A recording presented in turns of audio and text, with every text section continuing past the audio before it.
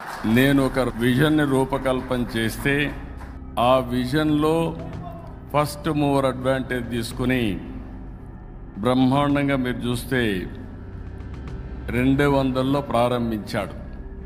నేను 1996-97లో ప్రపంచంలో internet revolution వచ్చింది.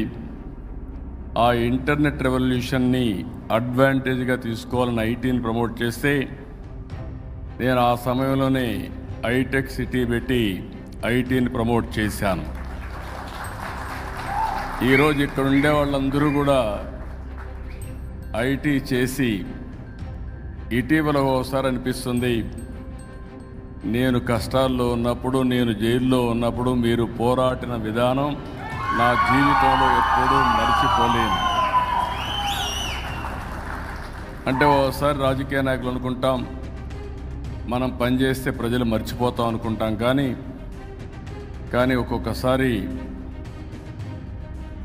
ఏ విధంగా ప్రజలు స్పందిస్తారనేది నా జీవితంలోనే కాదు, ఎన్ని జన్మలెత్తి మళ్ళీ తెలుగు వాడుగానే పుట్టాలనుకుంటున్నా, ఈ జాతికి సేవ చేయాలని ఆలోచిస్తున్నాను.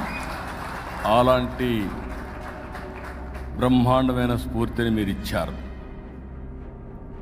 అయితే ఈరోజు ఇక్కడికి వచ్చినప్పుడు 2000 సంవత్సరంలో తెలుగు వన్ డిజిటల్ ప్రయాణం, ఈరోజు 400 ఛానల్స్ మొత్తం. ఇప్పుడే చెప్పాడు, ప్రపంచంలో ఏ దేశానికి పోయినా తెలుగు వన్ ఉంటుంది. నేను గర్వపడుతున్నా, గర్విస్తున్నా.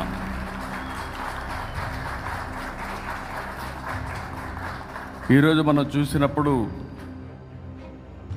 రవిశంకర్ యొక్క కృషిని, పట్టుదలని, ప్రతిభని, అన్నింటికంటే ముఖ్యంగా నేను ఒక విజన్ పెట్టుకుంటే నా విజన్కి ప్యారలల్గా ఇంకొక విజన్ తయారు చేసుకొని ఒక పెద్ద ఎంపైర్ తయారు చేసుకున్నాడు. ఆ ఎంపైర్లో ముందుకు పోయే పరిస్థితికి వచ్చారు.